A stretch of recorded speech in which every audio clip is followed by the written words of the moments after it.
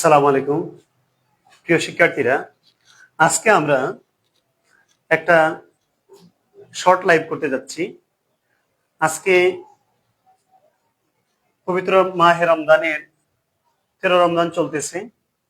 আজকে তোমাদের জন্য একটি লাইভ উপহার দিতে যাচ্ছি এবং অর্থনীতি প্রথম পত্রের দ্বিতীয় অধ্যায় থেকে আমরা 4-5টি গুরুত্বপূর্ণ এমসিকিউ আমি বাছাই করেছি। সেই 4-5টি এমসিকিউ কিভাবে আনসার করতে হয় সেটা আমরা আজকে বিশ্লেষণ করব।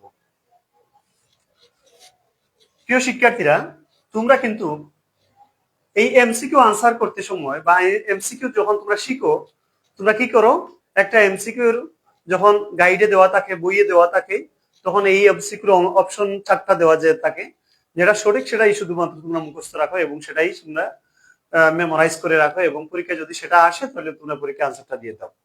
তোমরা কিন্তু এই প্রশ্নটা কোন টপিক্সের সাথে জড়িত, সংশ্লিষ্ট এবং এটা কোত্থেকে প্রশ্নটি এসছে, কেন এটার উত্তর হলো সেটা তোমরা বিশ্লেষণ করো না।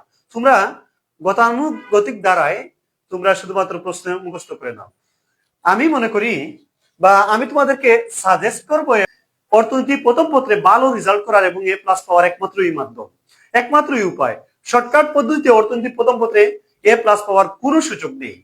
শুধুমাত্র যদি মেমোরাইজ করে যাও তাহলে অর্থনীতি প্রথম পত্রে ফেল মারার সম্ভাবনা রয়েছে। তাই তোমরা সেই দিকে তোমরা এই মেমোরাইজে না গিয়ে তোমরা প্রশ্নগুলো আনসার করতে সময় বুঝে শুনে শুনে আনসার করবে এবং যে সময় স্টাডি করবে তখন তোমরা প্রশ্ন আনসার করতে গিয়ে যখন স্টাডি করবে তখন শিখতে গিয়ে তোমরা তার কারণ, ব্যাখ্যা, বিশ্লেষণগুলো শিখবে। তখন তোমরা যদি একটা অধ্যায়ের 50টা প্রশ্ন সলভ করতে পারো তখন অন্যান্য প্রশ্নগুলো সলভ করা তোমাদের জন্য ইজি হয়ে যাবে। তাহলে চলে আসি আমরা আমাদের প্রশ্নতে। প্রথম প্রশ্ন হচ্ছে, কালি ও কলম কোন ধরনের দ্রব্য? এক কথা যদি উত্তর দিই আমরা, কালি এবং কলম পরিপূরক দ্রব্য। এখন কালি কলম পরিপূরক দ্রব্য কেন, সেটা ব্যাখ্যাটা তোমরা আগে জানতে হবে এবং এই যদি এটার ব্যাখ্যাটা যদি জানতে পারো তাহলে তোমরা আরো যত পরিপূরক দ্রব্যগুলো আছে, আরো যত প্রশ্ন আসবে, এই পরিপূরক সংশ্লিষ্ট যত প্রশ্ন আসবে সেটার উত্তরটা দেওয়া তোমাদের জন্য ইজি হবে। তাহলে কালি কলম পরিপূরক দ্রব্য, এর উত্তর হচ্ছে পরিপূরক দ্রব্য। কেন পরিপূরক দ্রব্য? প্রথমে আমরা জেনে নিব পরিপূরক দ্রব্য কাকে বলে। পরিপূরক দ্রব্য হচ্ছে, সহজ ভাষায় যদি বলি, একটি দ্রব্য ব্যবহার করতে গিয়ে অথবা একটি দ্রব্য বুক করতে যদি অন্য একটি দ্রব্য বুক করা আবশ্যক হয়ে যায় তাকে পরিপূরক দ্রব্য বলে। অর্থাৎ একটি দ্রব্য ব্যবহার করলে বা বুক করলে অন্য একটি দ্রব্য যদি ব্যবহার করতেই হয়, অর্থাৎ দুইটি দ্রব্য একসাথে ব্যবহার করা অপরিহার্য হয়, তার নাম হচ্ছে পরিপূরক দ্রব্য। তাহলে আমরা দেখি কালি কলম কিভাবে পরিপূরক দ্রব্য। যদি আমরা কলম ব্যবহার করতে চাই তাহলে কালি অবশ্যই প্রয়োজন, এজন্য এই দুইটি পরিপূরক দ্রব্য। ঠিক তদ্রুপভাবে ডান পায়ের জুতা, বাম পায়ের জুতা পরিপূরক দ্রব্য। এরপরে হচ্ছে চা, সাথে চা এবং চিনি পরিপূরক দ্রব্য। পরের প্রশ্ন চলে আসি। এই যে একটি ফাংশন দেওয়া আছে, p = 3 হলে qd = কত আসে? প্রথমে আমরা বুঝতে হবে এটা কোন ধরনের ফাংশন। এটা হচ্ছে ডিমান্ড ফাংশন।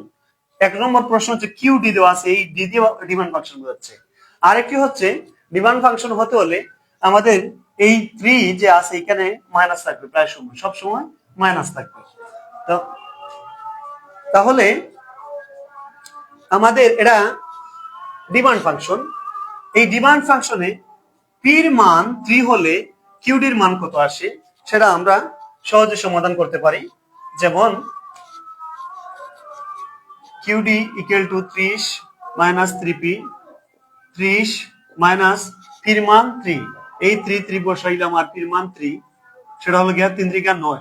তাহলে 30 থেকে 9 গেলে 21, আমাদের আনসার হবে 21। তাহলে আমাদের 2 নম্বর প্রশ্ন সলভ হয়ে গেল। a - bp কোন ধরনের অপেক্ষক? কোন ধরনের অপেক্ষক? এটা যোগান, উপযোগ, চাহিদা। এটা হচ্ছে গিয়া আনসারটা হবে চাহিদা। এখন চাহিদা কেন? পূর্বেই বলেছি যে ডিমান্ড ফাংশন বা চাহিদা ফাংশন হতে হলে এই যে এইখানে সবসময় মাইনাস থাকবে, এর জন্য এটা হচ্ছে গিয়া demand function. qd = alpha minus beta p। Beta কি? এই যে বিটাটা, এটা কি? এটা ডিমান্ড, প্রথমে হচ্ছে এটা হচ্ছে ডিমান্ড ফাংশন, কারণ কি এটা মাইনাস রয়েছে। এবং এই বিটাটা কি, আমরা এই যে পূর্বে এই ডিমান্ড ফাংশন এটা কি, এই বিটা কি, এই বিটাটা কি, বিটাটা হচ্ছে ডাল স্লোপ, এই স্লোপ হচ্ছে ডাল চাহিদা, এটা বোঝাচ্ছে যে চাহিদা রেখার ডাল, চাহিদা রেখার ডাল কি ঋণাত্মক এবং কতটুকু, এটা হচ্ছে কি বিটা। যেমন এটার চাহিদা এইখানে চাহিদা রেখার ডাল ঋণাত্মক এবং ডাল কতটুকু ডালু হবে বা স্লোপটা কতটুকু হবে -3 তার ভ্যালুটা ডালের মানটা হচ্ছে গিয়া 3। তাহলে যেমন এই যে চাহিদা রেখা, এই যে চাহিদা রেখা ডিমান্ড রেখা, তাহলে এই রেখাটি বাম থেকে ডান দিকে নিম্নগামী, এজন্য এটার স্লোপ হচ্ছে ঋণাত্মক। ঋণাত্মক হওয়ার কারণে চাহিদা রেখা বাম থেকে ডান দিকে নিম্নগামী। 5 নম্বর প্রশ্ন হচ্ছে ভূমি অক্ষের সমান্তরাল রেখার ডাল কেমন। প্রশ্নটা হচ্ছে ভূমি অক্ষের সমান্তরাল রেখার ডাল কেমন। আমরা এই চাহিদা রেখার ডাল আমরা ঋণাত্মক শিখে আসলাম এই মাত্র। এখন ভূমি অক্ষের, এটা হচ্ছে ভূমি আর এটা হচ্ছে লম্ব, এই ভূমি অক্ষের রেখার সমান্তরাল রেখা, এই যে সমান্তরাল মানে হচ্ছে এই রেখার সমান্তরাল এই রেখা, এই সমান্তরাল রেখার ডালটা কেমন। প্রশ্নটা হচ্ছে আমরা জানি যে ভূমি অক্ষের সমান্তরাল রেখার ডাল হচ্ছে 0, এই যে আনসারটা হবে 0, এবং ভূমি লম্ব অক্ষের সমান্তরাল রেখার ডাল হচ্ছে অসীম ইনফিনিটি, এবং যে রেখা বাম থেকে ডান দিকে নিম্নগামী সেটার ডাল হচ্ছে ঋণাত্মক, আর যে রেখা, এটা যে চাহিদা রেখা, এজন্য চাহিদা রেখার ডাল হচ্ছে ঋণাত্মক, আর যে রেখা বাম থেকে ডান দিকে ঊর্ধ্বগামী সেই রেখার ডাল হচ্ছে ধনাত্মক, এটা হচ্ছে ঋণাত্মক, এটা হচ্ছে ধনাত্মক, এবং এটা হচ্ছে গিয়ে সাপ্লাই রেখা, যোগান রেখা।